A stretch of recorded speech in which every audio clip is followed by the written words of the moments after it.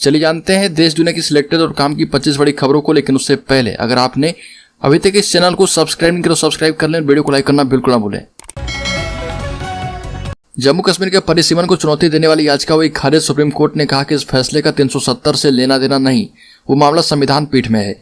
Supreme court ने केंद्र शासित प्रदेश जम्मू कश्मीर में विधानसभा लोकसभा क्षेत्रों के परिसीमन को चुनौती देने वाली याचिका खारिज कर दी। बेंच ने यह भी कहा कि परिसीमन को चुनौती देने वाली याचिका खारिज करने का ये मतलब नहीं निकाला जाना चाहिए कि हमने आर्टिकल 370 से जुड़ी याचिकाओं पर भी फैसला दिया है।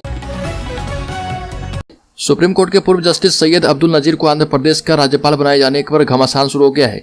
कांग्रेस ने जस्टिस नजीर की नियुक्ति पर सवाल खड़े किए और पूछा कि न्यायिक व्यवस्था के लोगों को सरकारी पद क्यों दिए जा रहे। कांग्रेस ने कहा कि यह न्यायपालिका के लिए खतरा है। साथ ही केंद्र सरकार पर आरोप लगाया कि जो भी पीएम मोदी के लिए काम करता है उसे राज्यपाल बना दिया जाता है। 32 साल के बाद कश्मीर के प्राइवेट स्कूलों में पढ़ाई जाएगी हिंदी। कश्मीर में प्राइवेट स्कूलों में करीब 32 साल के बाद हिंदी को अलग भाषा के रूप में पढ़ाया जाएगा। जम्मू कश्मीर शिक्षा परिषद ने इसके लिए 8 सदस्यों वाली कमेटी बनाई है। कमेटी कश्मीर के 20 फरवरी तक 3000 से ज्यादा प्राइवेट स्कूलों में पहली से 10वीं कक्षा तक हिंदी भाषा को पढ़ाने के लिए सिफारिशें सौंपेगी। जम्मू कश्मीर में 23,173 सरकारी स्कूल हैं। जम्मू रीजन में सरकारी और प्राइवेट स्कूलों में हिंदी भाषा पढ़ाई जाती है। ऐसे में जम्मू रीजन के बच्चे हिंदी को भाषा के रूप में पढ़ने का विकल्प चुनते हैं, जबकि कश्मीर में अभी हिंदी विषय को पढ़ाने की व्यवस्था नहीं है। रैपर MC स्टैन ने रविवार रात को बिग बॉस 16 का खिताब जीत लिया। शिव ठाकरे रनर अप रहे। यह सीजन 4 महीने चला। इनाम में रैपर को 31 लाख रुपए और एक लग्जरी गाड़ी मिली। टॉप 3 फाइनलिस्ट में प्रियंका चहर चौधरी, शिव ठाकरे और MC स्टैन शामिल थे। प्रियंका आखिर में एलिमिनेट हो गई। MC स्टैन को सबसे ज्यादा वोट मिले। शो का फिनाले करीब 5 घंटे तक चला। केंद्रीय गृह मंत्री अमित शाह ने त्रिपुरा में चांदीपुर और उनाकोटी में 2 चुनावी रैलियों को संबोधित किया। इस दौरान उन्होंने कहा कि कम्युनिस्टों ने सैकड़ों कांग्रेसियों को मार दिया। आज उन्हीं के साथ कांग्रेस इलू इलू कर रही है। अमित शाह ने आगे कहा कि विपक्ष ने आगामी विधानसभा चुनाव में भाजपा से हार मान ली है, तभी तो कांग्रेस ने कट्टर दुश्मन लेफ्ट पार्टी से गठबंधन किया है। पंजाब में आतंकी हमले का अलर्ट। टारगेट किलिंग की आशंका है। बॉर्डर पर सुरक्षा बढ़ाई गई। ISI की दहशत फैलाने की साजिश। देश की खुफिया एजेंसियों ने पंजाब पुलिस को आतंकी हमले का अलर्ट जारी किया है, जिसके बाद सतर्कता बरतते हुए दूसरे राज्यों से पंजाब की तरफ आने वाले रास्तों पर नाकों को बढ़ा दिया गया है। इतना ही नहीं, रास्तों पर संदिग्ध गाड़ियों की चेकिंग को भी बढ़ाया गया है। खुफिया एजेंसियों ने टारगेट किलिंग की आशंका जाहिर की है। खुफिया एजेंसियों ने पंजाब पुलिस को मिले अलर्ट के मुताबिक पाकिस्तान की खुफिया एजेंसी ISI ने पंजाब में दहशत फैलाने के लिए नई रणनीति तैयार की है। तुर्की सीरिया में अब तक 34,000 से ज्यादा मौतें। सीरिया बॉर्डर से लौटी 3 देशों की रेस्क्यू टीम। विद्रोहियों की झड़पों में जान गंवाने का डर।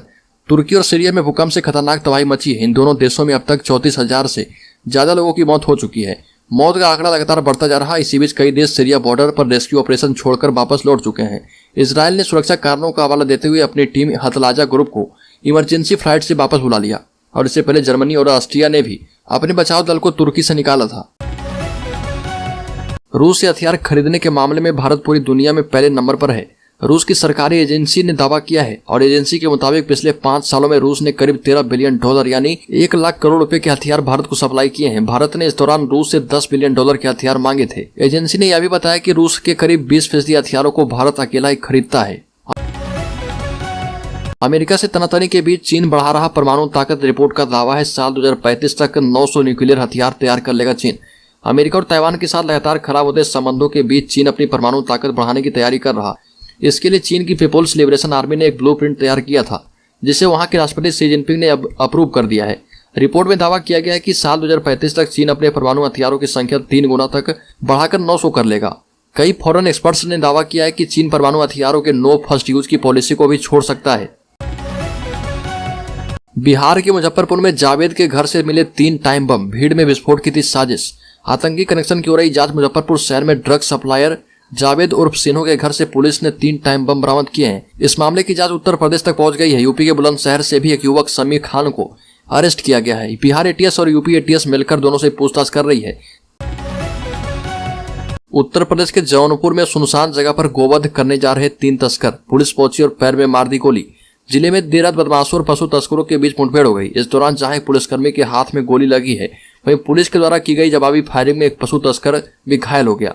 इस मुठभेड़ में 3 पशु तस्करों को पुलिस ने गिरफ्तार किया है। घायल पुलिसकर्मी और पशु तस्कर को अस्पताल में भर्ती किया गया है, जहां उनका उपचार चल रहा है। वहीं पुलिस अधिकारियों के द्वारा बताया गया कि पकड़े गए पशु तस्करों के खिलाफ पुलिस के द्वारा आवश्यक कार्रवाई की जा रही है।